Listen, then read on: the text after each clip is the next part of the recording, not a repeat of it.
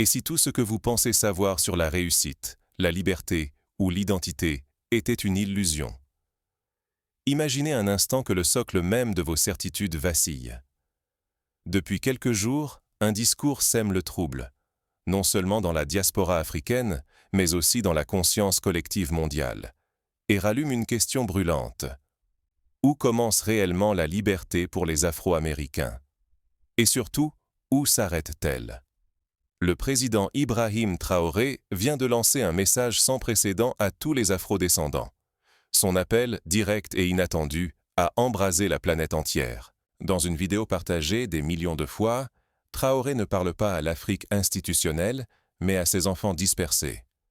Afro-Américains, Antillais, Brésiliens, Guyanais, Haïtiens, descendants d'esclaves de toute l'Amérique et des Caraïbes, tous issus de l'histoire douloureuse de l'exil et du déracinement. Pour la première fois dans l'histoire moderne, un chef d'État africain appelle ouvertement la diaspora à organiser un retour collectif, un exode à l'envers, sur le continent d'origine. Il ne s'agit pas d'un simple pèlerinage symbolique, ni d'une invitation folklorique au tourisme mémoriel, mais d'une proposition concrète. Revenir, reconstruire, reprendre possession d'une terre que beaucoup ont appris à ignorer, voire à craindre. Ce message sonne comme une promesse de renaissance, mais provoque aussi un séisme émotionnel inédit, comparable à l'appel de Marcus Garvey il y a plus d'un siècle. Les réactions fusent immédiatement, et elles prennent une ampleur planétaire. Dans les foyers noirs américains, le message divise, ravive des blessures anciennes et fait naître des rêves longtemps étouffés. Des groupes familiaux WhatsApp s'enflamment, des associations se réunissent en urgence, des intellectuels publient tribune sur tribune. Certains y voient une trahison du rêve américain, d'autres une occasion historique de retrouver dignité et identité, sans compromis ni filtre. Déjà, des centaines de professionnels noirs s'apprêtent à franchir le pas. Médecins, ingénieurs, enseignants, scientifiques quittent les États-Unis, le Canada ou le Royaume-Uni pour s'installer au Burkina Faso, portés par l'espoir de bâtir quelque chose de plus grand qu'eux-mêmes. Un mouvement massif est né, et rien ne semble pouvoir l'arrêter. Des plateformes d'échange en ligne, telles que Sankofa Connect ou Diaspora Returnees, voient leurs inscriptions exploser. Des groupes Facebook s'organisent pour partager astuces, démarches administratives, témoignages de familles déjà parties. Des collectifs de femmes noires créent des réseaux de soutien pour accompagner, conseiller, rassurer. C'est un raz-de-marée d'énergie nouvelle. Ignorer cet appel, c'est risquer de manquer la chance d'une renaissance collective, de rester étranger à son propre destin, de transmettre l'oubli plutôt que la mémoire. La question dépasse désormais la réussite individuelle. Il s'agit de choisir à qui l'on veut vraiment appartenir et ce que l'on souhaite transmettre à ses enfants, à sa communauté, à l'histoire. Mais pour saisir toute la portée de ce moment, il faut d'abord revenir aux racines de la condition noire en Amérique et comprendre ce qui a rendu ce message si bouleversant. Pour comprendre ce bouleversement, il faut explorer l'histoire profonde qui relie la diaspora à l'Afrique. Car tout commence bien avant ce message, dans les cicatrices et les espoirs transmis de génération en génération, dans la mémoire du fouet, dans les chants de résistance des plantations, dans les sermons clandestins, dans la douleur silencieuse des séparations familiales imposées par la traite transatlantique. Comment quelques mots venus d'Afrique peuvent-ils ébranler plus de 60 années d'illusions sur l'intégration et la réussite noire en Occident? Cette interrogation secoue aujourd'hui des millions de consciences. Ce qui s'est passé à Ouagadougou dépasse tout ce que la diaspora avait connu jusqu'ici. C'est une déflagration comparable à celle que provoqua, en son temps, le discours de Malcolm X au retour de son pèlerinage à la Mecque, lorsqu'il découvrit la fraternité universelle et la dignité retrouvée. Imaginez une salle simple, sans dorure, au cœur du palais présidentiel burkinabé. Le capitaine Ibrahim Traoré se tient devant la diaspora, entouré de portraits de Sankara, Lumumba, Malcolm X. Aucun drapeau, aucun costume d'apparat, seulement la parole brute et les symboles panafricains en toile de fond. Ici, pas de recherche d'approbation, pas d'effet de manche. Juste un message qui vise le cœur, comme un appel ancestral venu du fond des âges. Pour la première fois, un chef d'État africain regarde en face la douleur singulière des descendants d'esclaves noirs en Occident. Traoré nomme ce que d'autres ont eu pendant des générations: l'errance, l'oubli, la marginalisation. Il parle de la perte de repères, de l'impression d'être étranger sur des terres qu'on a bâties, d'une blessure d'humanité niée et d'une dignité sans cesse contestée. Il évoque la douleur de voir son histoire falsifiée dans les manuels scolaires, de porter des noms imposés par les maîtres, de ne pas connaître ses ancêtres véritables. Jusqu'alors, jamais un discours officiel africain n'avait reconnu si franchement le traumatisme des Afro-Américains et de la diaspora. Là où tant de dirigeants esquivent le sujet, Traoré pose des mots forts sur l'abandon, la quête d'appartenance, l'épuisement de devoir toujours prouver sa valeur. Il affirme: « Vous n'êtes pas perdus, vous n'êtes pas oubliés. L'Afrique vous attend. Nous sommes incomplets sans vous. » Ces mots résonnent comme un écho au chant d'espoir des esclaves, à la proclamation de l'émancipation, à la promesse jamais tenue de 40 acres et une mule. La réaction est immédiate. En quelques heures, les réseaux sociaux s'embrasent. Des milliers de messages, des larmes, la stupeur d'être enfin vu et compris par la mère patrie. Certains parlent de guérison, d'autres de renaissance. Pour beaucoup, c'est la première fois qu'un chef africain mesure leur souffrance et invite à un vrai retour, non comme visiteur, mais comme membre d'une famille incomplète. Les hashtags Back to Africa, Sankofa Renaissance, Return Home deviennent viraux. Des artistes composent des chansons, des poètes écrivent des vers de retrouvailles. Même des personnalités publiques comme Oprah Winfrey, Ta-Nehisi Coates ou Cécile McLaurin-Salvant réagissent publiquement, ouvrant le débat dans les talk-shows internationaux. C'est un tournant historique. Saisir la portée de cette reconnaissance, c'est briser la solitude identitaire des descendants d'esclaves et ouvrir la voie à une reconstruction collective. À l'inverse, ignorer cet instant, c'est choisir l'errance et la quête sans fin de légitimité, rester coincé entre deux mondes, sans racines ni horizon commun. C'est refuser l'opportunité d'un possible exode inversé, où ceux qui furent arrachés prennent enfin le chemin du retour. Pourtant, la véritable secousse ne réside pas seulement dans la reconnaissance de la douleur. Ce discours n'était qu'un prélude. Traoré s'apprête à remettre en cause le mythe du rêve américain et à ouvrir une nouvelle voie pour la réussite noire. Mais jusqu'où Traoré est-il prêt à aller? Le prochain volet de son message va bouleverser les fondations mêmes de l'identité noire occidentale. Il va mettre à nu les illusions, déconstruire les mythes et proposer des alternatives concrètes. Et si le rêve américain n'était qu'une illusion pour les Noirs? Le capitaine Ibrahim Traoré pose la question qui dérange, brisant le mythe de la réussite individuelle aux États-Unis. Il révèle une vérité glaçante. Quelques exceptions ne suffisent pas à garantir un destin collectif aux Afro-Américains.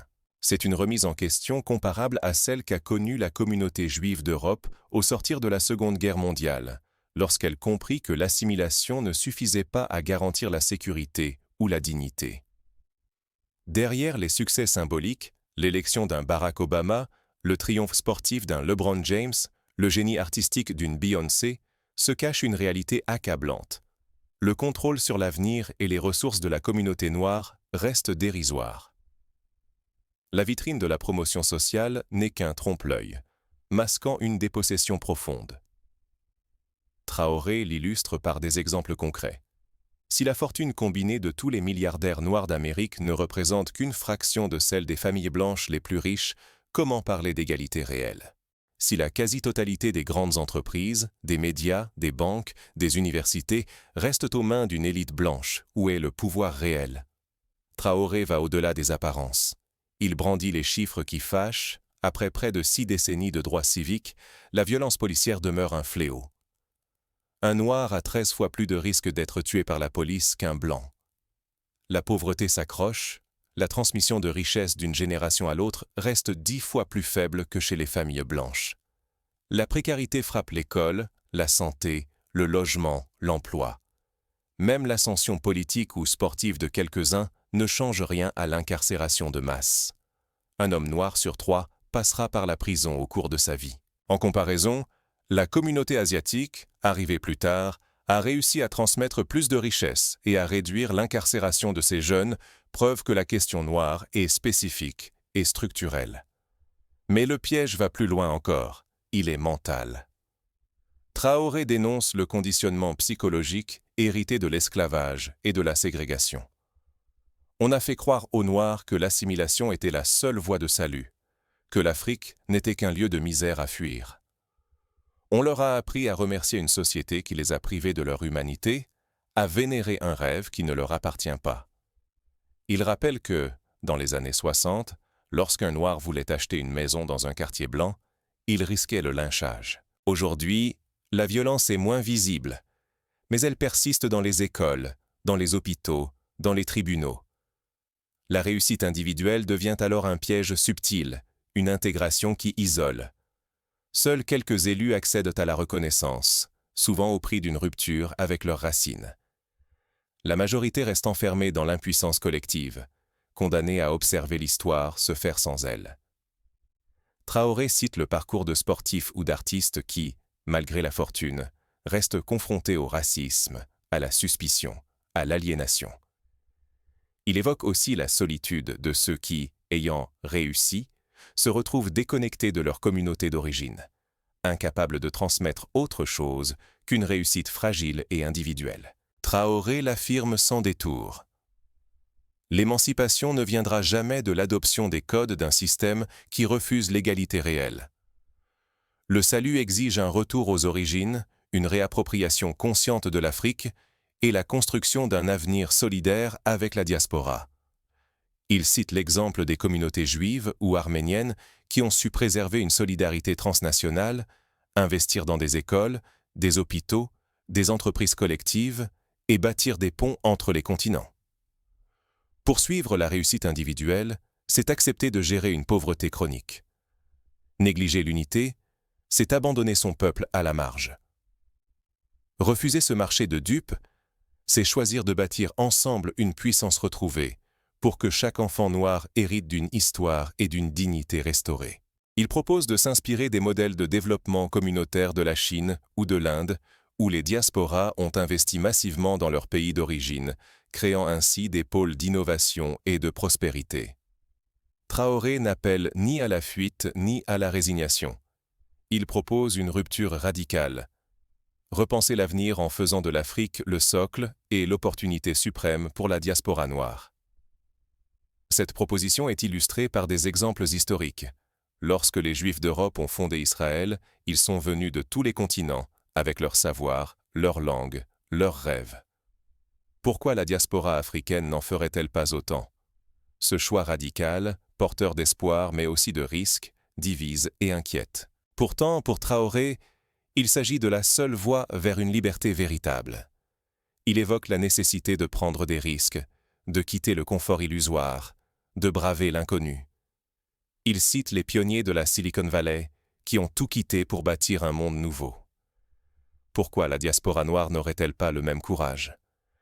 À quoi ressemblerait une Afrique réinventée par ses enfants dispersés aux quatre coins du monde?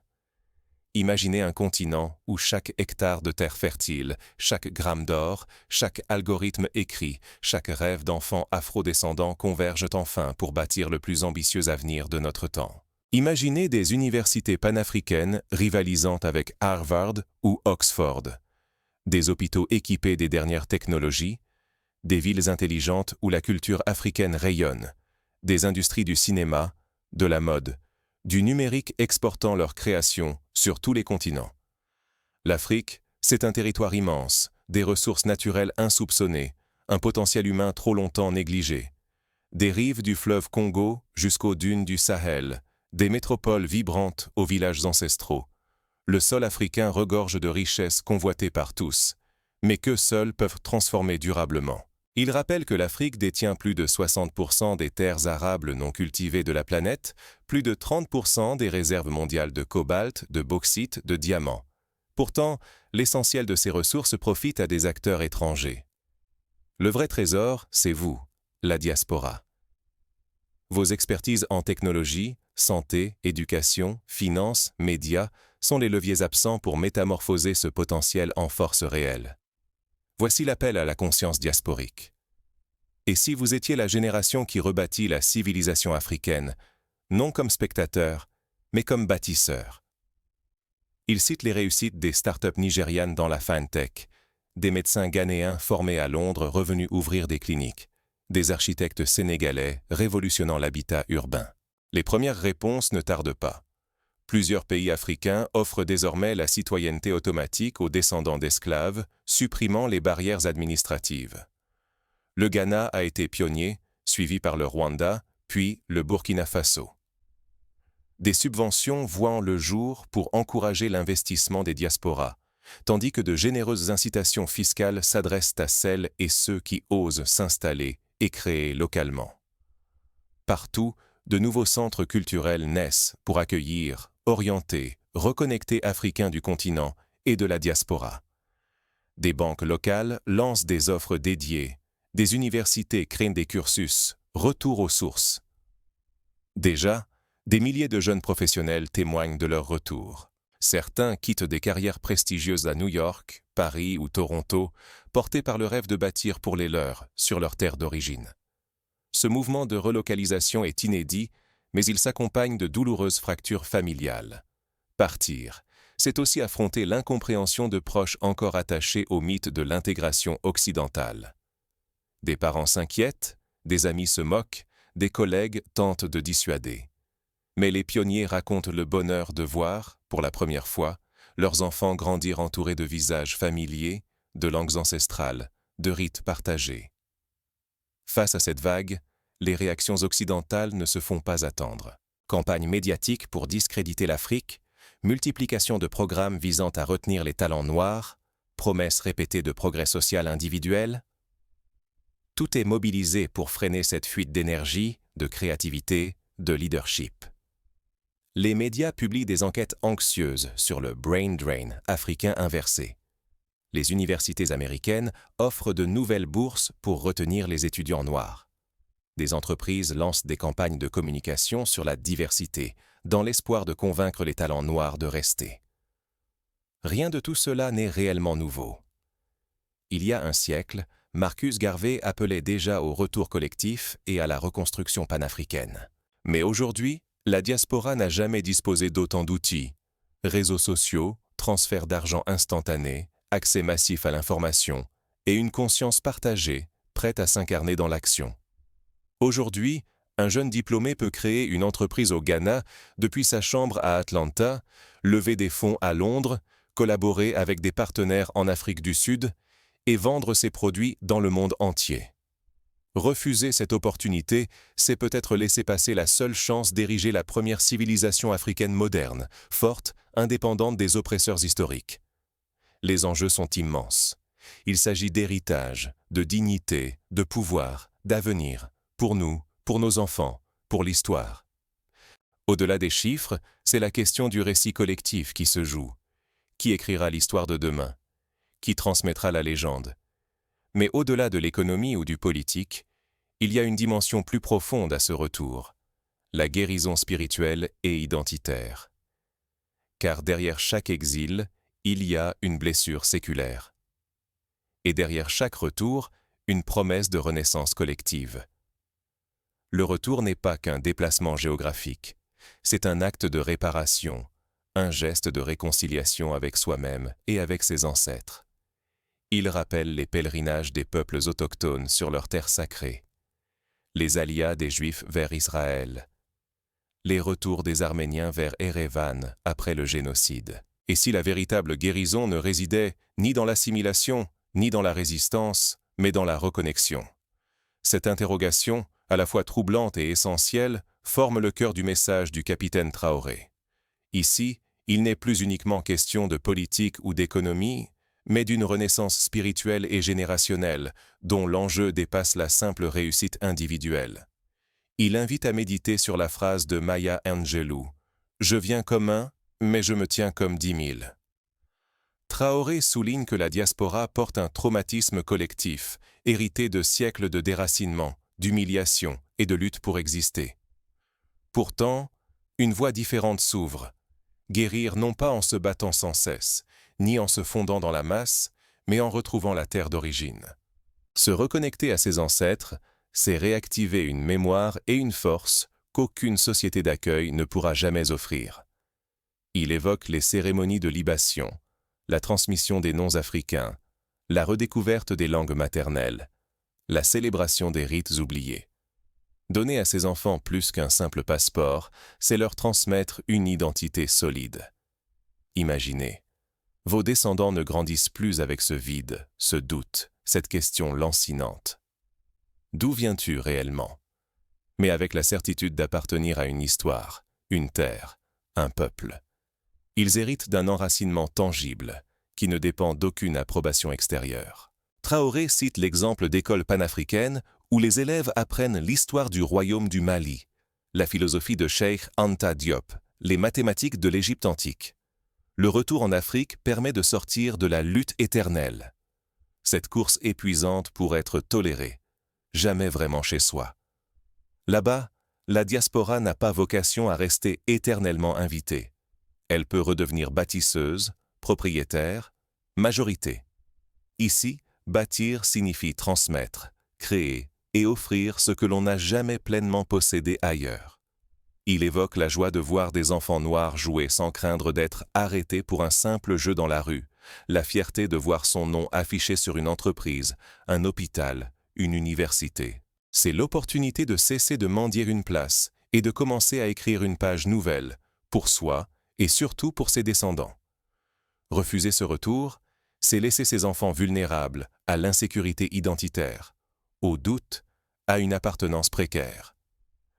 Accepter la reconnexion, c'est leur offrir une force profonde, un socle inébranlable, une fierté que personne ne pourra leur retirer. C'est leur donner la certitude d'être héritiers d'un peuple debout et non survivant d'une histoire de douleur. Au-delà de la réussite individuelle, au-delà du mirage du rêve américain, la question devient existentielle. Que choisirez-vous pour vous-même et pour toutes les générations à venir? Voulez-vous que vos enfants grandissent avec un sentiment d'incomplétude ou avec la certitude d'appartenir à une lignée glorieuse? Mais la reconnexion n'est pas un simple retour physique. Elle exige un changement intérieur, un bouleversement du regard porté sur soi et sur l'Afrique. Comment amorcer concrètement ce chemin? L'invitation vous est lancée. Serez-vous simple témoin ou acteur de l'histoire? Ce n'est plus une abstraction ni un appel lointain. Aujourd'hui, la réalité frappe à votre porte et réclame une réponse authentique. Voici quelques pistes pour franchir le seuil. Première étape, l'information. Renseignez-vous sur les opportunités concrètes offertes par les pays africains. Citoyenneté, exonération fiscale, programmes d'investissement, bourses d'études. Consultez les sites des ambassades, des chambres de commerce, des associations diasporiques. Informez-vous auprès de ceux qui ont déjà franchi le pas. Deuxième étape, l'éducation.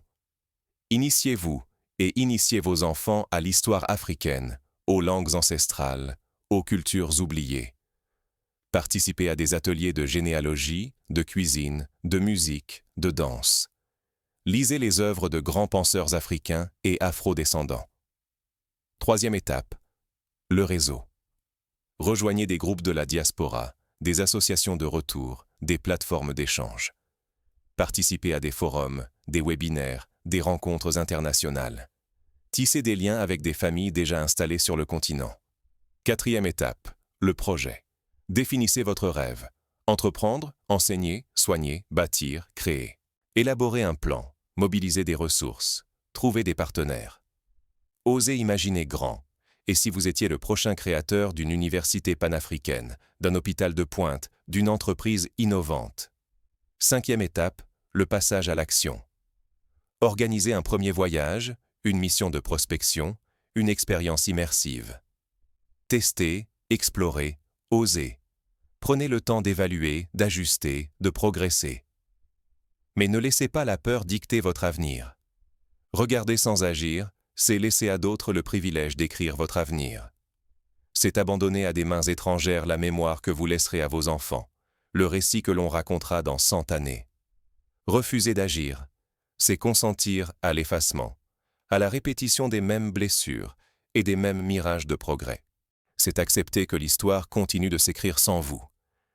Répondre à cet appel, c'est revendiquer un droit essentiel, celui de façonner son futur, de redéfinir la liberté. Être acteur ne se résume pas à partir ou à rester. C'est choisir, pour soi et pour les siens, la valeur de ses racines et de son identité. C'est reprendre possession d'un héritage confisqué, d'un continent trop souvent dénigré, mais porteur de renaissance. C'est revendiquer le droit d'être auteur de sa destinée. Ce choix n'est pas sans péril. Il exige de quitter la sécurité des habitudes, de remettre en cause des certitudes forgées par des générations, de heurter parfois sa propre famille. Mais quel avenir naît sans courage? Quelle dignité se conquiert sans rupture? C'est le même défi que relevèrent les pionniers du retour en Israël, les exilés qui reconstruisirent l'Arménie, les migrants qui bâtirent le Harlem Renaissance. Entre vos mains réside plus que votre propre destin. La chance de transmettre aux enfants, et aux enfants de vos enfants, la fierté d'appartenir à une histoire dont ils sont enfin les auteurs. Refuser ce pas, c'est perpétuer la quête de reconnaissance, subir les violences d'une identité inachevée, maintenir les chaînes invisibles. Accepter le saut, c'est rompre le cycle de la dépossession. Agir, c'est reprendre le pouvoir de bâtir. C'est ouvrir l'Afrique à l'avenir, refuser qu'elle soit réduite au passé. C'est quitter la place de figurant pour devenir bâtisseur, pionnier, libérateur. Le choix est immense, vertigineux, mais il porte l'espoir. Rien n'est écrit d'avance, tout dépend de vous. Alors, êtes-vous prêt à répondre à l'appel? Serez-vous l'héritier passif d'une tragédie ou l'architecte courageux d'une renaissance partagée? L'histoire ne patiente plus. Elle se construit maintenant, avec ou sans vous. La balle est dans votre camp. À vous de décider si vous serez le maillon manquant d'une chaîne brisée ou le forgeron d'une ère nouvelle, libre et fière.